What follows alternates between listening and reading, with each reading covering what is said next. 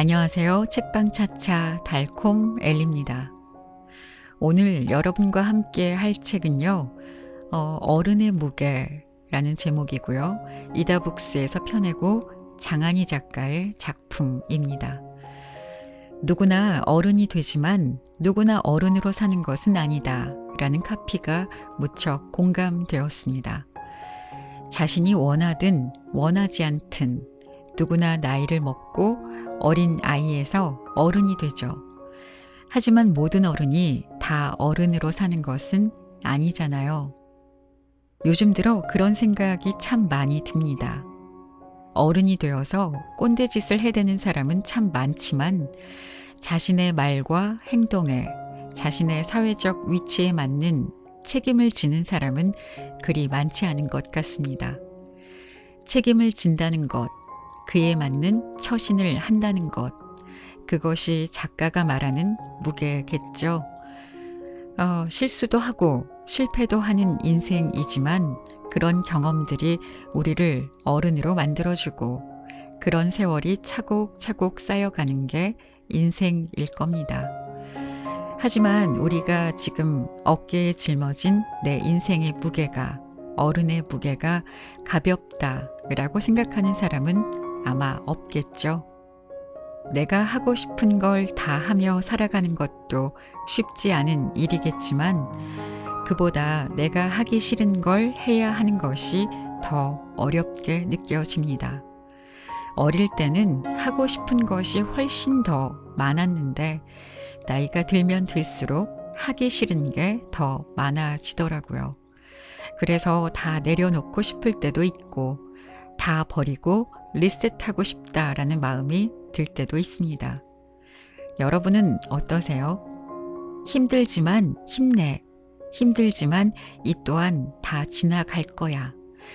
이런 응원도 이제는 별 도움이 안 된다면 나 말고 다른 사람들은 어떤지, 다른 사람들은 오늘 하루를 어떻게 살아가는지 살펴보면서 위로받아 보는 게 좋지 않을까요? 그래서 우리가 책을 읽는 거겠죠.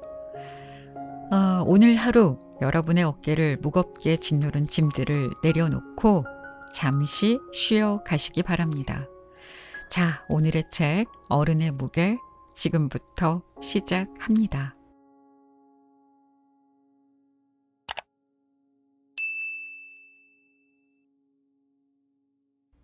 버리지 못하는 마음, 그럴 것이라는 착각, 입지 못하는 옷도 많다. 세월 덕에 나이를 먹고 나이 덕에 체형이 변했다. 쉽게 인정하지 못한다. 포기해야 하는데 자꾸 미련이 남는다. 종종 맞지도 않는 옷을 꺼내 입고 실망한다. 언젠가는 맞을 것 같아 포기하지 못한다. 맞지 않는 옷도 막연한 바람도 쉽게 버릴 수 없다.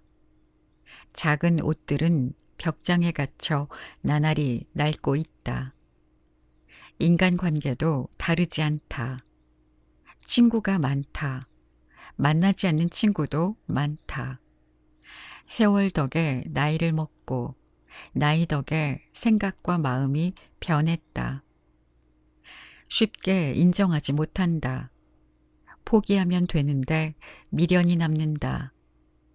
가끔 오래된 친구를 만나고 실망한다.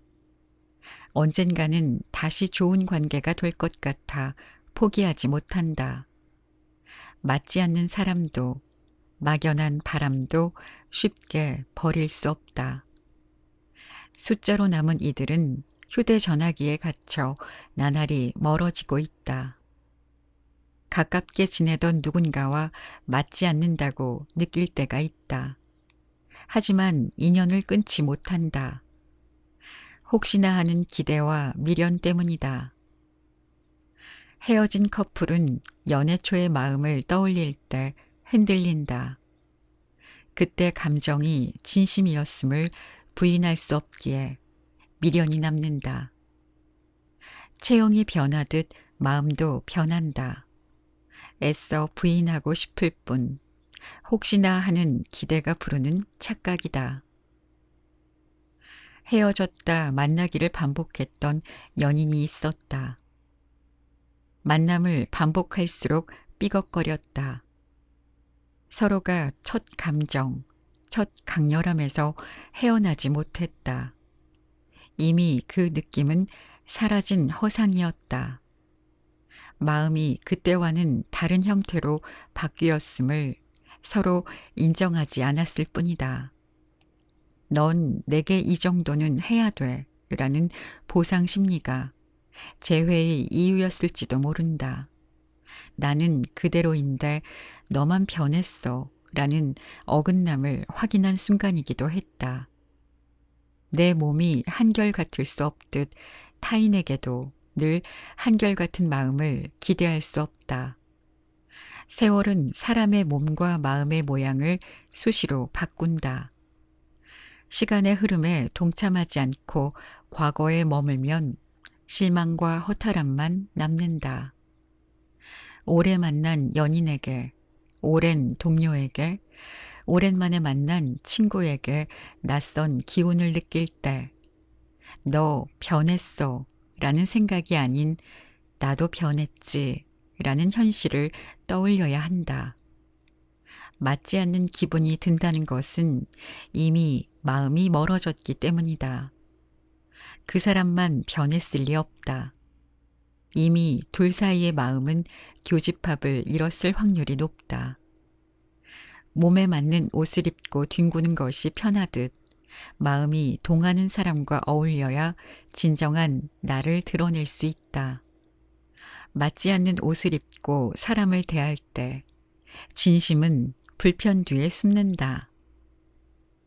모두가 변할 때 미련스럽게 과거에 매달리는 것은 서글픈 고집이다. 미련이라는 집착을 버리고 아쉬움이라는 착각을 놓을 때 비로소 이어진 마음이 드러난다. 거부감에 발동 걸리는 말. 낡은 세대의 더 낡은 착각.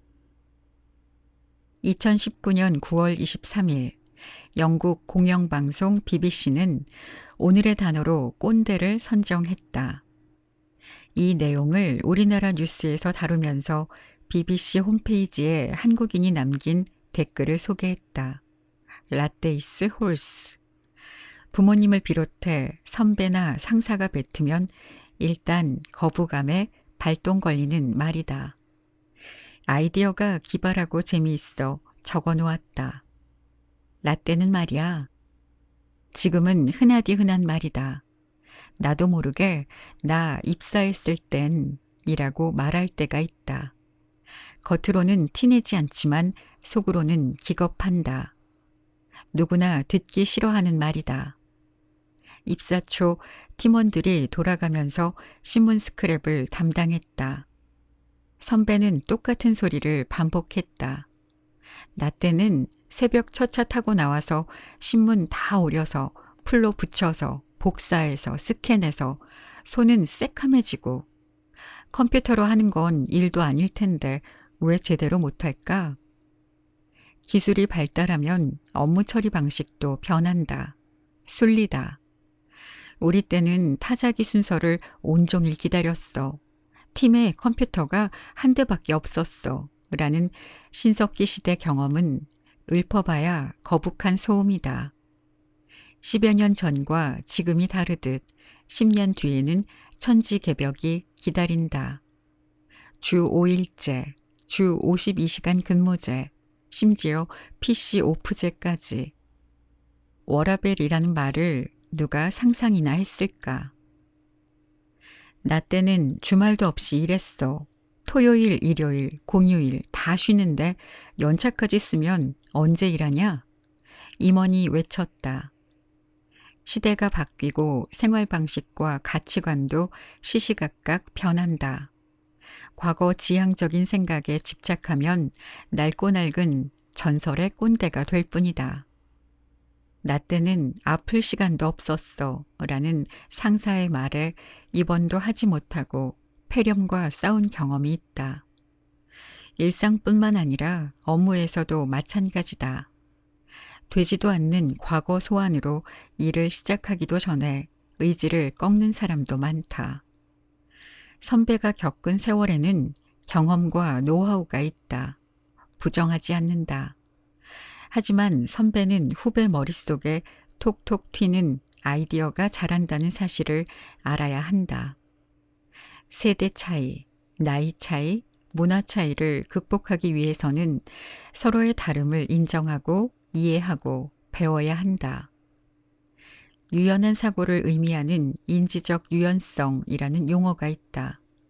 인지적 유연성은 어떤 상황이 바뀌었을 때 다양한 방법으로 대처하는 지적 능력이다.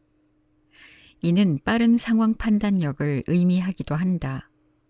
나이 들수록 인지적 유연성이 점점 떨어진다. 그간의 경험에만 의존해 자신을 틀 안에 가두기 때문이다. 과거의 성공이나 실패에만 집착한다. 변화에 대처하지 못해 나 때는 이라는 과거에만 머문다. 세대 차이를 영원히 풀지 못할 숙제로만 인식하면 해결 방법을 찾을 수 없다. 후배 시절을 먼저 경험한 선배가 더 노력해야 한다. 나 때는 이렇게 했지만 지금은 더 좋은 방법이 있겠지 라는 생각. 나는 실패했지만 세대가 바뀌었으니 해결 방법이 있지 않을까? 라는 인지적 유연성이 필요하다. 보이지 않지만 넘지 말아야 할 선은 있다. 어른이라고 다 어른은 아니다. 그 한마디 때문에 사람들은 할 말이 없으면 욕을 한다. 욕을 하지만 주로 혼잣말이다. 소리내어 욕을 많이 해보지 않은 사람은 입에서 욕을 흘리는 것이 어색하다. 착한 척, 순진한 척이 아니다. 영어 스피킹 시험 볼 때와 비슷하다. 쓰지 않던 언어를 쓰려니 낯설 뿐이다. 물론 듣는 것도 싫다. 초등학교 6학년 학급 회의 시간이었다. 부회장이 건의함을 열고 쪽지에 적힌 내용을 읽었다. 부반장이 욕을 너무 잘해요. 지목당한 사람은 나였다. 욕이 욕인 줄 모르고 나불거리던 때가 있었다. 기억을 소환했다. 부반장 소임으로 학급 분위기 조성을 위해 친구들의 관심을 끌려고 그랬다는 핑계를 찾아냈다. 특별히 할 말도 없는데 꾸역꾸역 말을 늘어놓다 보니 벌어진 참사였다. 담임 선생님이 교무실로 불렀다. 네가? 평소 순진해 보이던 나였기에 놀라 물었다. 아무 대답도 하지 못하고 얼굴만 붉혔다. 숨어 저지른 범죄를 들킨 기분이었다. 선생님은 가정교육을 떠올렸을지 모른다. 부모님께 죄송했다. 학급회의 안건에 오를 만큼 중대한 과실을 저지른 후부터 욕을 멀리했다. 결혼 후 운전을 하다가 너무 화가 나 욕이 튀어나왔다. 당신 욕도 해? 아내가 놀란 적도 있다. 이제는 정말 친한 친구들만 내 욕을 들을 수 있다. 주변에는 욕쟁이가 많다. 둘도 없는 절친도 욕쟁이다. 어느 날 커피숍에서 그를 만났다. 기차 화통 삶아먹은 목소리로 말끝마다 욕을 해 난감했다. 한 문장이 끝날 때마다 욕을 달고 살았던 팀장도, 욕이 욕인 줄 모르는 후배도, 혼잣말에 반은 욕인 동료도 있다. 친한 동료에게 애들이 그대로 배워 라고 말했다.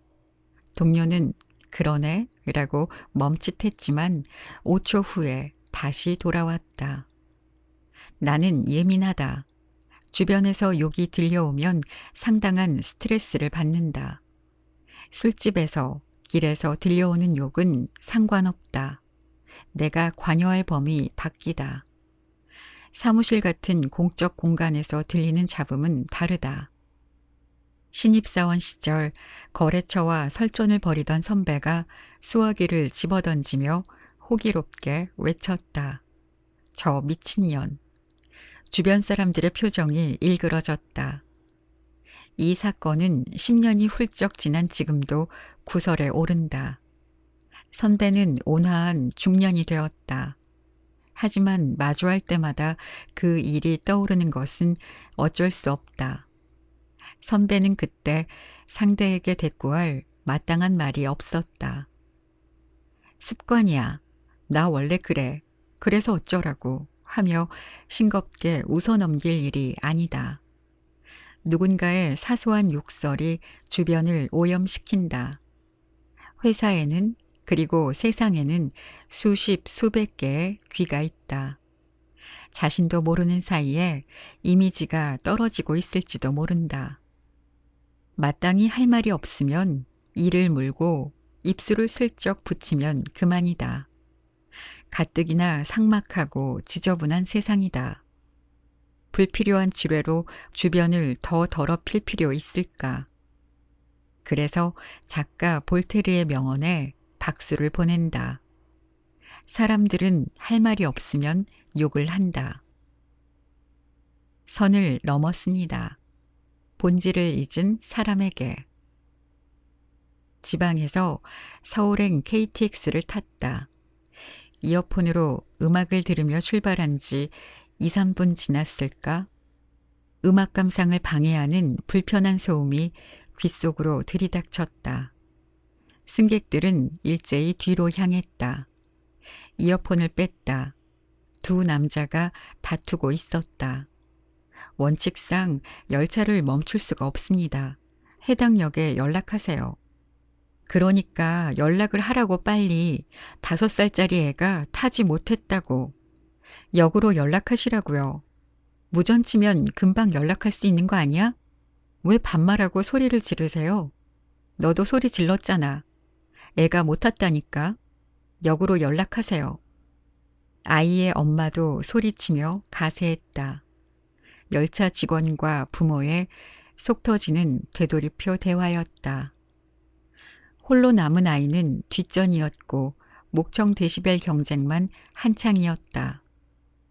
한 가족이 열차에 올랐다. 출발하고 보니 5살 아이 혼자 타지 못했다는 걸 알았다. 아빠는 다급하게 열차를 세우라고 했고 관계자는 원칙상 열차를 세울 수 없었다. 흥분한 아빠는 소리 지르며 욕하기 시작했다. 관계자는 무례한 태도에 화가 났다. 아무런 조치 없는 허무한 대치였다. 아이만 점점 더 가족과 멀어졌다. 그만 좀 하시고 애가 지금 혼자 있다는데 무전기로 연락해서 데리고 있으라면 되는 거 아닙니까? 이 양반들 진짜 뭐 하는 거야? 한 어르신이 중재했다. 이어폰으로 귀를 막고 볼륨을 키웠다. 자식을 잃어버린 부모가 분노에 취해 싸우는 모습, 화난다고 아이를 외면한 관계자. 심장이 요동쳤다. 대화의 본질은 멀찌감치 밀어버리고 감정 싸움에 취한 이들을 심심찮게 목격한다. 뭐? 너 지금 뭐라 그랬어? 다시 말해봐. 로 시작하는 다툼은 대부분 대화의 본질에서 비켜난 시비다. 합의점에 도달할 수 없는 평행선을 달리는 말꼬리 잡기 게임이다. 사소한 문제로 다투다가도 싸움은 엉뚱한 방향으로 전개된다. 당신? 너 몇 살이야? 어디다 대고 당신이래? 너 같은 자식이 있어. 나이 많아 좋겠다. 근데 나이를 어디로 먹었냐? 다툼은 이성보다 감정이 앞서면 불붙는다. 누군가 뜯어 말려야 그나마 끝이 난다. 다툼의 현명한 대처는 침묵이다. 본격적인 설전이 벌어지기 전 누군가 상대의 말에 수긍하면 상황은 쉽게 마무리되고 흥분했던 마음도 잦아든다. 수긍은 잘못에 대한 인정일 수도 있고 상대를 무시하거나 다툼을 피하려는 의도일 수도 있다. 대화의 본질을 잊었다면 길은 하나다. 자리를 피하거나 침묵하거나. 불필요한 에너지 방출을 예방하고 상대에게 생각할 시간을 배려하는 슬기로운 처신이다. 왜 그 말에 화가 날까? 판에 박힌 말들에게. 어느 순간 동안이라는 말이 듣기 거북해졌다. 서열을 따지기 위해 나이를 물을 때마다 뒤따라 붙는 말이었다. 한때는 이 말을 반겼다. 20대와 30대 초반에도 이 말을 좋아했다. 옳고 그름을 떠나 당연히 싱그러움이 넘치는 때다. 동안은 나이 든 사람이 지닌 어린아이 같은 얼굴을 일컫는다. 천진한 표정을 짓는 모습을 동안이라고 표현해도 된다. 어쩌면 철없어 보인다는 반어법이었을지도 모르겠다. 여전히 사람들은 내게 동안이라고 한다. 자랑이 아니다. 마땅히 할 이야기가 없어서 전하는 말일 뿐이다. 고맙습니다. 하기도 어색하다. 뭐라고 해야 하나 고민했다. 요즘에는 네, 키가 어려 보이죠? 라고 농담처럼 답한다. 어떤 사람은 놀란 눈으로 몇 살 정도인 줄 알았어요? 라고 했다. 고작 1살 어려 보인다는 말을 뭘 그리 거창하게 읊는지 민망했다. 나이를 말하기 싫은 이유가 있다. 그때부터 얼굴을 자세히 관찰하기 때문이다. 나이에 부합하는 무언가를 찾으려고 한다. 자세히 보니까 눈가에 주름이 많더라. 목주름은 속이지 못한다더라. 라는 궁금하지 않은 뒷말을 전해 듣기도 했다. 남녀노소 할 것 없이 외모를 지적하는 시대다. 왜 앞에서는 기분 좋은 말에 향연을 펼치고 뒤에서 속마음을 털어놓는 걸까? 어떨 때는 조용히 시크하게 있는 사람에게 더 정이 간다. 적어도 그는 솔직한 감정을 내미는 중이니까. 젊어 보여요. 잘생겼어요. 미인이세요. 다음에 또 만나요. 힘내요. 다 잘 될 거예요. 꼭 보답할게요. 언제 밥 한번 먹어요. 무심코 툭툭 내던지는 판에 박힌 말잔치다. 해보지 않은 것은 아니다. 아예 하지 않을 수 없다는 것도 이해한다. 하지만 줄이겠다는 의지가 강하다. 너무 흔하게 입에 오르내려 의미가 닳고 닳았다. 진심을 담기에는 너무 얇은 말이다. 외모를 두고 보통이세요. 조금 괜찮게 생긴 것 같네요. 라고 말할 수 없다. 반올림하는 격으로 거창한 말을 뿜는다. 별 의미 없는 말이다. 동안이라는 말도 그렇다. 상대의 천진한 표정을 보고 거창하게 반올림한 것인지도 모르겠다. 할 말이 없으면 하지 말고 정말 말하고 싶다면 팩트를 찾아 전하는 건 어떨까? 패션 감각이 남다른지, 목소리가 매력적인지, 남다른 능력이 있는지를 찾아낸다면 말이다. 진심으로 상대를 만나고 싶으면 정확한 날짜를 짚어 정하면 된다. 아무리 봐도 마땅한 것이 없으면 미소를 머금은 적당한 맞장구로 충분하다. 성실히 조사받겠습니다. 사회적으로 무리를 일으켜 죄송합니다. 유명 인사들이 로봇처럼 반복하는 말이다. 이제는 달아 없어질 만큼 입에 오르내려 신뢰까지 잃은 판에 박힌 말이 되었다. 온갖 빈말의 향연 속에서 진심조차 덩달아 빈말로 비칠까 가끔 말을 삼킨다. 감정 없는 자동 판매기처럼 툭 튀어나오는 말. 이어지는 어색한 리액션은 상대를 심적으로 피곤하게 한다. 빈말을 전한 후 순식간에 웃음기 거두는 것을 상대는 기가 막히게 포착한다. 갓 지어낸 가식이라는 사실을. 떠난 뒤 남은 자리. 내가 먼저 깨달아야 할 말. 평일 내내 지독한 감기에 시달렸다. 참고 참다 토요일 오전 병원을 찾았다. 사람이 많아 1시간 넘게 대기했다. 구석에 있는 의자에 몸을 기대고 동병상련 환자들을 무심히 바라보았다. 옆에는 4~5살 딸아이를 품은 엄마가 앉아 있었다. 왜 휴지에 물 묻혀서 손을 닦는 거야? 집에 가서 비누로 씻어. 사람도 많은데 돌아다니지 좀 마. 또 어디가? 그냥 여기 앉아 있어.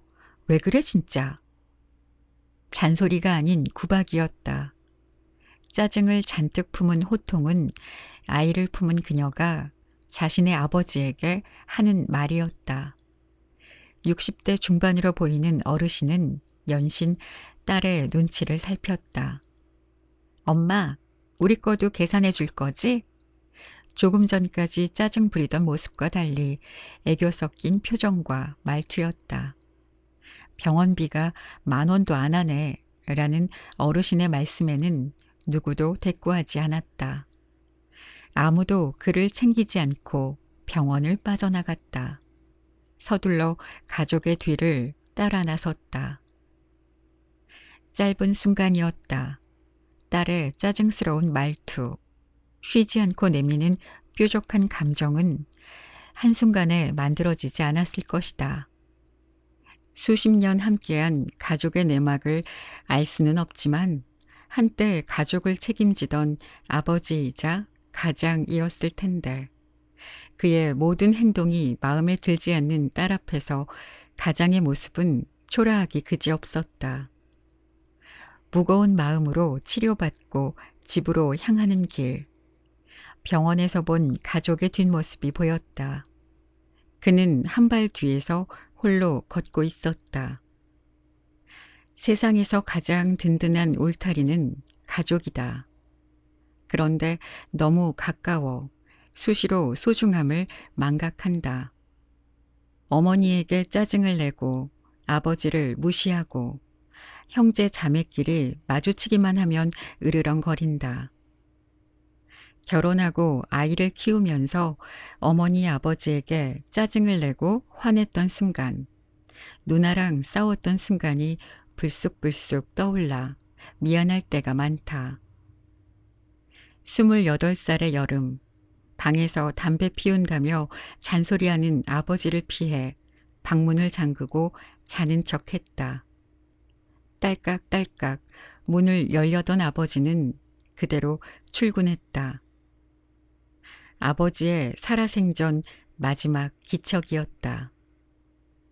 늘 곁에 있을 것 같은 가족도 허무하게 곁을 떠난다. 왜 우리는 부모님 살아생전 효도해라 라는 말을 진지하게 받아들이지 않을까? 왜 우리는 떠난 뒤에야 후회와 마주할까? 아니 만나야 했을. 만나지 않아도 될 사람. 누군가를 만나고 돌아오는 길, 왠지 모를 찝찝함에 휩싸일 때가 있다. 이런 기분은 보통 다음날 술이 깨면 사라지는 감정이다. 그런데 간혹 끈적끈적하게 마음에 머물며 하루를 좌지우지하기도 한다. 오랜만에 마주한 후배와 이런저런 이야기를 나누었다. 그는 약간의 취기가 돌자 시니컬해졌다. 아이들 이야기가 나왔다. 딸은 춤과 노래, 피아노 연주를 좋아한다고 했다. 꿈이 아이돌이라고 했다. 그는 못마땅한 표정이었다. 솔직히 아이돌 할 만큼 예쁘다고 생각해요. 요즘 예쁜 애들이 얼마나 많은데 연습생도 넘치고. 근데 그걸 하라고 한다고요? 요즘 애들 꿈은 다 연예인이라는 일반적인 반응과 달랐다. 흠칫했다. 차라리 공부나 시키라는 글을 한 대 쳐주고 싶었다. 참았다. 초등학생 상당수의 꿈이 연예인이나 유튜버라는 것을 그는 몰랐다. 부모와 자식 물정 잘 모르는 미혼이었다. 짜증을 숨기고 침착함을 가장한 채 말했다. 자식이 꿈이 있다는 자체가 기특한 일이야. 미리 나서서 안 될 거라고 말하는 부모 없을걸? 어차피 애들 꿈은 수시로 바뀌잖아. 한 템포 쉬었다가 덧붙였다. 부모 눈에 자식은 다 예뻐. 아마 너희 부모님도 너 예쁘다고 하셨을걸? 소심한 복수다. 영화에 수시로 나오는 가족은 건드리지 마라 라는 대사가 떠올랐다. 기분은 상했지만 전반전을 자연스레 넘겼다. 후반전이 남아 있었다. 글쓰기, 책쓰기로 대화가 흘렀다. 남들 잘 보지도 않는 그런 글 그만 쓰고 소설 같은 걸 써서 대박을 좀 내봐요. 주변에 책이 있다면 모서리로 머리를 때리고 싶었다. 응원을 가장한 비아냥거림. 예전에 만났을 때 책 좀 재미있겠어 라면서 몇 권에 잘 나가는 책 제목을 들먹이던 일도 떠올랐다. 선물로 준 내 책을 읽지도 않고 하는 소리였다. 마음에 병이 들면 찌그러지고 삐딱한 말이 나온다. 나 역시 마음에 병든 적이 있었기에 잘 안다. 후배의 마음에도 감기처럼 스치는 병이 머문 것 같았다. 유쾌하지 않은 자리였다. 티내지 않았다. 술기운에 흘러넘친 말이라 여기기로 했다. 좋은 게 좋은 거라는 말을 떠올렸다. 어른스러운 마음으로 기분을 가다듬었다. 인간관계에 대해 생각이 많다. 만나면 기분 좋은 사람도 많은데 굳이 기분 상하는 사람과 마주할 필요 있을까? 그리워하는데도 한 번 만나고는 못 만나게 되기도 하고 일생을 못 잊으면서도 아니 만나고 살기도 한다. 아사코와 나는 3번 만났다. 3번째는 아니 만났어야 좋았을 것이다. 피천득의 수필 인연에 나오는 문구를 좋아한다. 연인에게만 해당하는 말이 아니다. 옷깃이라는 운명으로 인연을 맺어도 살다 보면 굳이 인연을 이어가지 않아도 될 사람이 있다.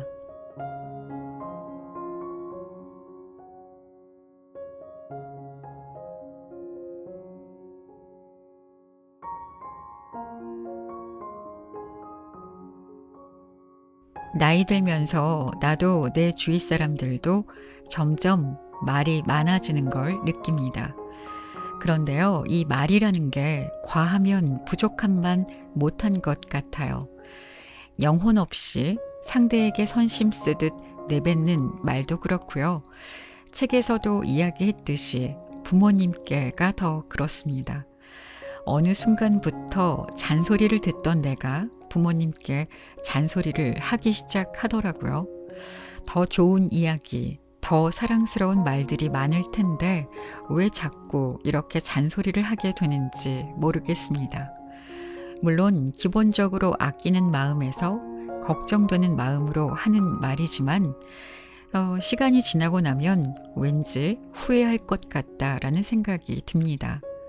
쿨한 척, 시크한 척 뱉어냈던 이야기들도 돌이켜보면 창피할 때가 있습니다.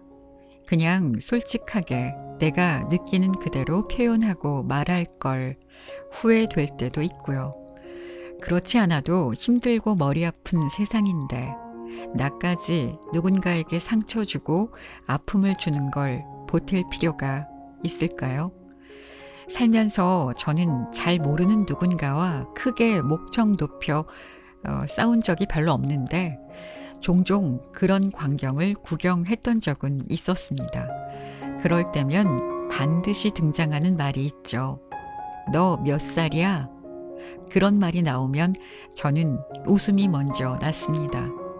그 다음 대답이 너무 뻔하니까요. 대충 먹을 만큼 먹었다. 그러는 넌 몇 살인데 정도이지 않을까요? 이 정도가 되면 원래의 싸움의 이유는 없어지고 나이가 어쩌고 저쩌고 반말을 했네 안 했네 네가 먼저 했네 아니네 이렇게 이어지죠. 말싸움의 레파토리는 시대가 변하고 아날로그 세상이 디지털화 되어도 참 지독하게도 변하지 않는 것 같습니다. 오늘 어른의 무게라는 책을 소개했는데요. 여러분들의 마음의 무게가 조금은 가벼워진 시간이 되었기를 바랍니다. 그리고 너 몇 살이야? 이거는 좀 제발 좀 하지 맙시다. 나이가 벼슬도 아니고 상대가 동안일지도 모르니까요. 저한테도 물어보지 마세요. 저 동안입니다. 지금까지 책방차차 달콤 엘리였습니다. 감사합니다.